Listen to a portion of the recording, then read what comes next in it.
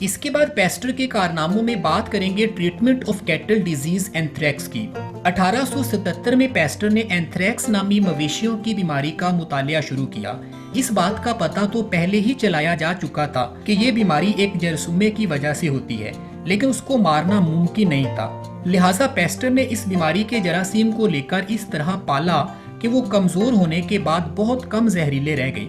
پھر اس نے یہ ثابت کیا کہ اگر ان کمزور جراثیموں کو جانوروں کے خون میں داخل کر دیا جائے تو یہ اینتھریکس کی معمولی سی علامات تو ظاہر کریں گے، لیکن وہ جانور اس بیماری کی مہلک حالت کا شکار نہیں ہوں گے۔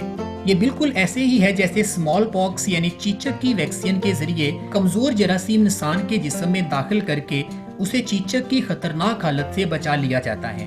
پیسٹر کے اس طریقہ علاج کی وجہ سے لاکھوں بھیڑوں اور مویشیوں کو اس بیماری سے بچایا جا چکا ہے۔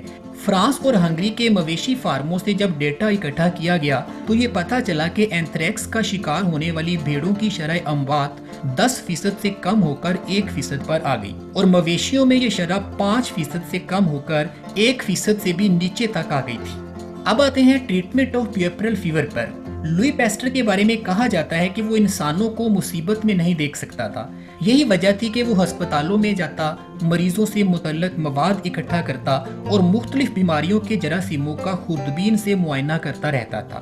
انہی دنوں میں ہر ملک کے ہسپتالوں میں ایک بیماری عام پائی جاتی تھی، اور وہ تھی پیپرل فیور یعنی زچگی کا بخار۔ بچے کی پیدائش کے دوران لاحق ہونے والی اس بیماری کی وجہ سے عورتوں کی ایک بہت بڑی تعداد مر جاتی تھی۔ لوئی پیسٹر نے اس بخار کے جراثیم کو دریافت کیا۔ اس بارے میں ایک دلچسپ قصہ مشہور ہے کہ ایک دن اکیڈمی آف میڈیسن میں اس بیماری پر بحث ہو رہی تھی اور مختلف ماہرین اس بیماری کے اسباب اور پھیلاؤ پر بات کر رہے تھے۔ اچانک پیسٹر نے یہ کہہ کر انہیں ٹوک دیا کہ اس بیماری کے پھیلاؤ کا سبب کوئی اور نہیں بلکہ وہ ڈاکٹر اور اس کا سامان ہے جو اس بیماری کے جراثیم بیمار عورت سے صحت مند عورت تک لے جاتے ہیں۔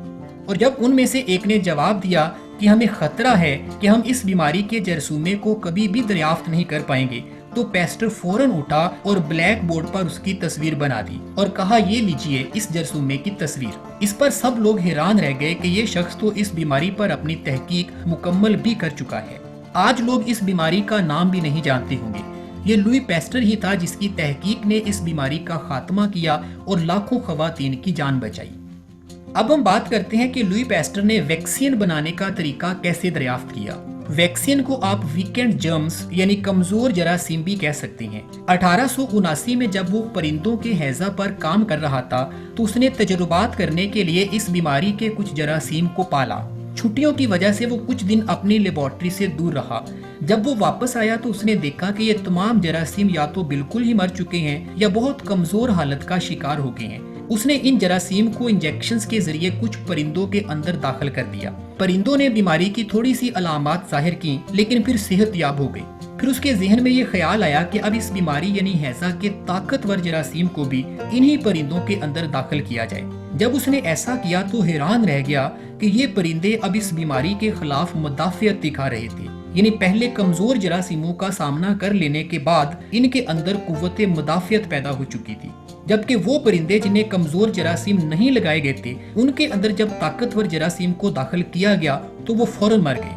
اس طرح سے پیسٹر نے نہ صرف جراثیم کو کمزور کرنے کا طریقہ دریافت کر لیا بلکہ اس نتیجے پر بھی پہنچا کہ ویکنڈ جرمز یعنی کمزور جراثیم صحت مند جانور کے اندر ٹیکے کے ذریعے داخل کر دیے جائیں تو یہ اس کی دفاعی صلاحیت میں اضافہ کر دیتے ہیں، جس کی وجہ سے طاقتور جراثیم اس جانور کو کوئی نقصان نہیں پہنچا سکتے۔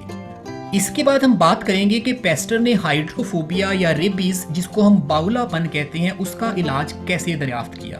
یہ خوفناک بیماری پاگل کتے کے کاٹنے سے پیدا ہوتی ہے۔ یہ بیماری کتنی بھیانک اور خطرناک ہے اس کے لیے آپ فرانس کے کسی ہسپتال میں داخل ایک 5 سالہ بچے کے بارے میں یہ تحریر پڑھ لیں جو اسی بیماری کا شکار تھا۔ بد نصیب ننھے سے مریض نے باولے پن کی تمام خصوصیات ظاہر کی۔ دورے، بے چینی، ہوا کے معمولی سے جھونکے پر کپ کپی طاری ہو جانا، شدید پیاس کا عالم، کسی چیز کو نگلنا بالکل ناممکن، جھٹکے، شدید غصے کے دورے، 24 گھنٹے کی خوفناک اذیت کے بعد بچے کا منہ بلغم سے بھر گیا اور دم گھٹنے سے اس کی موت ہو گئی۔ اس تحریر سے آپ کو اندازہ ہو چکا ہوگا کہ یہ بیماری کتنی خوفناک اور بھیانک ہے۔ اس بیماری کا جرثومہ کبھی بھی دریافت نہیں ہو پایا تھا، لیکن اتنا ضرور معلوم ہو چکا تھا کہ اس بیماری میں جسم کے نروس ٹیشوز یعنی اعصابی رگیں اور ریشے متاثر ہوتے ہیں۔ لوئی پیسٹر کو تحقیق کے لیے ایک ایسے جانور کے نروس ٹیشوز کی ضرورت تھی جو اس بیماری کا شکار ہو، لہٰذا اس نے ایک باولے پن کے شکار خرگوش کی ریڑھ کی ہڈی کے گودے کو خشک ہوا میں رکھ کر کمزور کیا، یہاں تک کہ 14 دنوں بعد یہ انتہائی کمزور ہو کر بالکل بے ضرر ہو گیا۔ پھر اس نے اس کمزور کیے گئے گودے کو کتوں کے اندر استعمال کیا تو وہ ریبیز یا باولے پن سے محفوظ ہو گئے، لیکن اس نے علاج کا یہ طریقہ ابھی انسانوں پر نہیں آزمایا تھا۔ 1885 میں جوزف مائسٹر نامی ایک لڑکے کو آلسیس کے ایک چھوٹے سے قصبے سے علاج کے لیے پیرس لایا گیا۔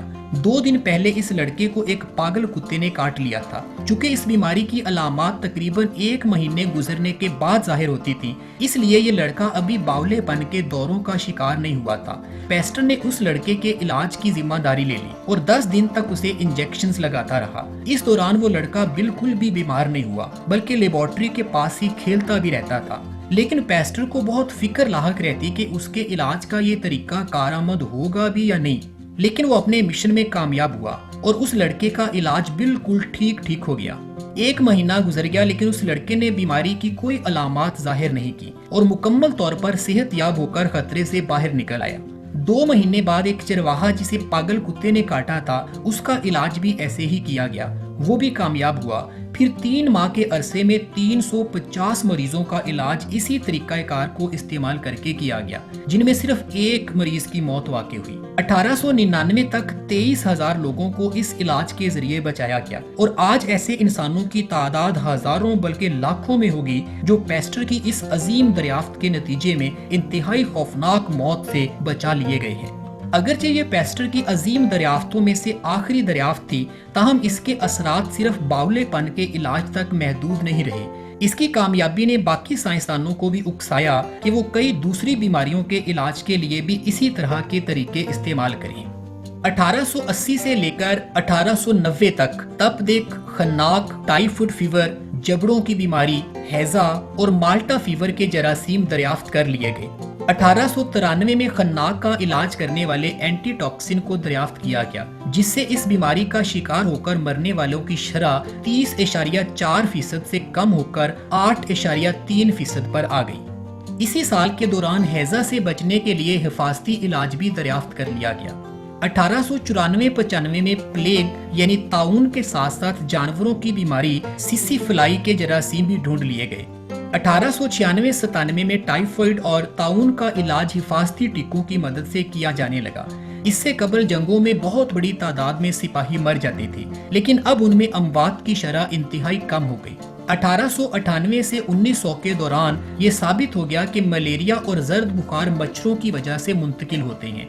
ان دنوں میں ہر سال لاکھوں انسان ملیریا کا شکار ہو کر مر جاتے تھے۔ اس بیماری کو انگلینڈ میں ایگیو یعنی کپکپی طاری کرنے والا بخار کہا جاتا تھا۔ مسلسل تحقیق کے نتیجے میں جب اس بیماری کی وجہ سامنے آ گئی تھی تو اس سے بچنے کے لیے 2 کاموں پر خاص توجہ دی جانے لگی۔ ایک تو یہ کہ مچھروں کی افزائش والی جگہوں کو ختم کر دیا جائے، اور دوسرا یہ کہ انسانوں کو مچھروں کے کاٹنے سے بچایا جائے۔ چنانچہ اسی آگہی کی وجہ سے ہمارے ارد گرد کے ماحول کو صاف ستھرا رکھنے کی اہمیت میں اضافہ ہوا۔ کھڑے پانی کے گڑھے اور تالابوں وغیرہ میں پانی کی نکاسی کو بہتر کیا جانے لگا۔ پانی کی ٹینکیوں کو ڈھانپ دیا گیا، کھڑکیوں دروازوں پر جالیاں لگانے کا آغاز ہوا، اور مچھروں سے بچنے کے لیے مختلف طرح کی حفاظتی تدابیر اختیار کی جانے لگی۔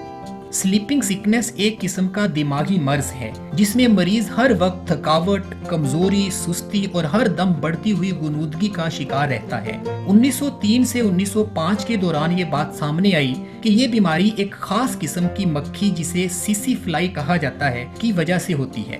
یوگینڈا میں 1905 میں صرف 1 سال کے دوران اس بیماری کی وجہ سے تقریباً 8,000 لوگوں کی موت ہوئی۔ 5 سال بعد کے اعداد و شمار کے مطابق یعنی 1910 کے دوران یہ تعداد کم ہو کر 1546 پر آ گئی۔ پہلی جنگ عظیم کے دوران زخمی سپاہیوں میں ٹیٹنس کا شکار ہونے والے مریضوں کی بہت بڑی تعداد سامنے آئی۔ اس بیماری کو لاک جا بھی کہا جاتا ہے۔ بیلجیم اور شمالی فرانس کی مٹی اس بیماری کے جراثیم سے بھری ہوئی تھی، لہٰذا ہر زخمی سپاہی کو ٹیٹنس کے انجیکشنز لگانے کا آغاز کیا گیا، جس کی وجہ سے اس بیماری کا شکار ہونے والے زخمیوں کی تعداد میں بہت زیادہ کمی واقع ہو گئی۔ لوئی پیسٹر کے کارناموں کی وجہ سے خطرناک بیماریوں پر تحقیق کرنے کا جو ماحول بنا اور جس رفتار سے نت نئی دریافتیں ہوئیں، ان کی فہرست مرتب کرنا ممکن نہیں ہے۔ پوری دنیا کی طرف سے اظہار تشکر کے لیے پیرس میں پیسٹر انسٹیٹیوٹ کے نام سے ایک ادارے کی بنیاد رکھی گئی۔ اس کے لیے پوری دنیا سے بھاری عطیات جمع ہوئے۔ 1888 میں اس انسٹیٹیوٹ کا افتتاح کیا گیا۔